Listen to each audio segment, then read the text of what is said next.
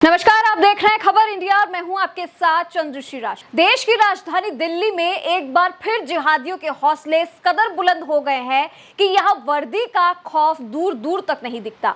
यहां एक युवक को सिर्फ इसीलिए मौत के घाट उतार दिया गया कि वो हिंदुओं के गणेश विसर्जन कार्यक्रम में शामिल हुआ था और उसके माथे पर लगा था गुलाल। इसे देखकर कुछ कट्टरपंथियों का इतना खून खौला कि ताबड़तोड़ चाकुओं से वार करके युवक को मौत के घाट उतार दिया। इसमें 4 अन्य लोग भी घायल हुए और इस घटना से ये देखा जा सकता है कि कैसे ये छोटी मानसिकता वाले जिहादी इस युवक को इतनी बेरहमी से मार सकते हैं, और वो भी सिर्फ इस बात के लिए कि उसने अपने माथे पर गुलाल लगाया था और वो किसी हिंदू कार्यक्रम में शामिल हुआ था। इस घटना का एक वीडियो भी सोशल मीडिया पर बहुत तेजी से वायरल हो रहा है। इस घटना से इलाके में सनसनी फैलना लाजमी है। इस वारदात में मारे गए लड़के अरमान के पिता सलीम का कहना है कि गणेश चतुर्थी के दिन उसके माथे पर रंग लगा था, इसीलिए उसे मार दिया गया। जबकि पुलिस ने इस मामले में अपने हिस्से की सफाई कुछ यूं दी कि बाइक के छू जाने के बाद झगड़ा हुआ और उसके बाद चाकूबाजी हुई। आपको बता दें कि मामला दिल्ली के मंगोलपुरी इलाके के ब्लॉक का है। दिल्ली पुलिस ने यह बताया है कि मामूली रूप से घायल फरदीन ने बताया कि शुक्रवार यानी कि 9 सितंबर को दोपहर करीब 2:15 बजे फरदीन अपनी मोटरसाइकिल से कहीं जा रहा था और इसी बीच शाहरुख के घर के बाहर उसकी बाइक को लेकर उसके भाई शाहबीर से कहासुनी हो गई। फरदीन अपने घर वापस चला गया, जहां उसके भाई मोंटी ने उससे कहा कि वो शाहरुख के साथ शांति से बात करके मामला सुलझाएगा। दिल्ली पुलिस ने आगे कहा कि मोंटी घर से निकल गया और फरदीन भी उसके पीछे चल पड़ा। जब मोंटी शाहरुख से मिला तो शाहरुख ने मोंटी को गाली दी और उन दोनों के बीच तीखी नोकझोंक हुई।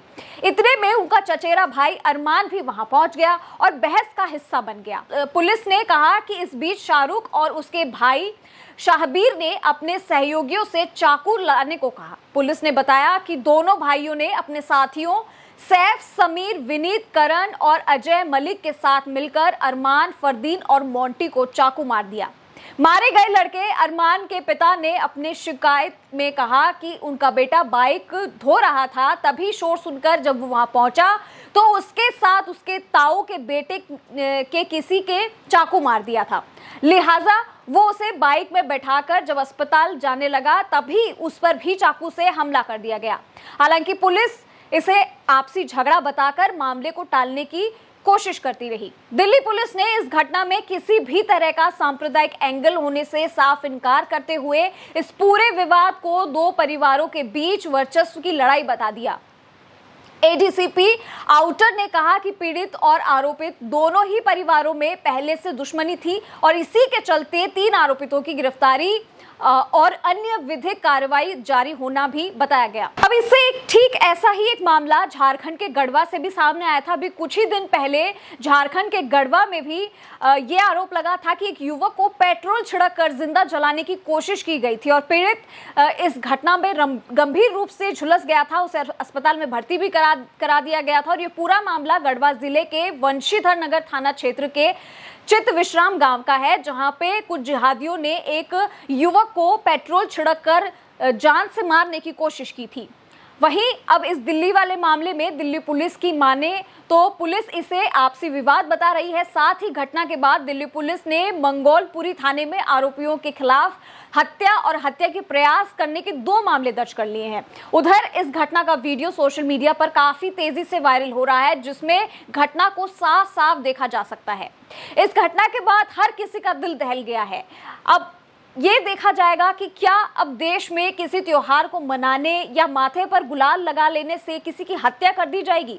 सवाल यहाँ पे ये भी खड़ा होता है कि हिंदुस्तान के अंदर अगर एक हिंदू कार्यक्रम में एक मुस्लिम समुदाय के युवक का शामिल होना इतनी बड़ी बात हो गई या इतना बड़ा गुनाह हो गया कि अरमान को इसकी कीमत अपनी जान देकर चुकानी पड़ी। अब उस परिवार को इंसाफ कैसे और कब मिलेगा, क्योंकि साहब ये मामला देश की राजधानी दिल्ली का है।